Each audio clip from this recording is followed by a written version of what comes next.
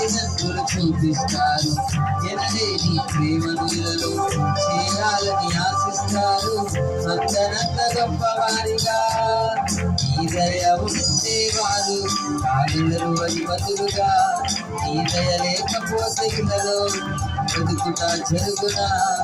ఈ శిలువ నీడలోని నన్ను దాచేర్చావని నా శేష జీవితాన్ని నీతోనే గడపాలని ఈ దయలో నేనున్న ఇంతకాలం. నీ కృపలో దాచినావు గతకాలం. ఈ దయలో నేనున్న ఇంతకాలం.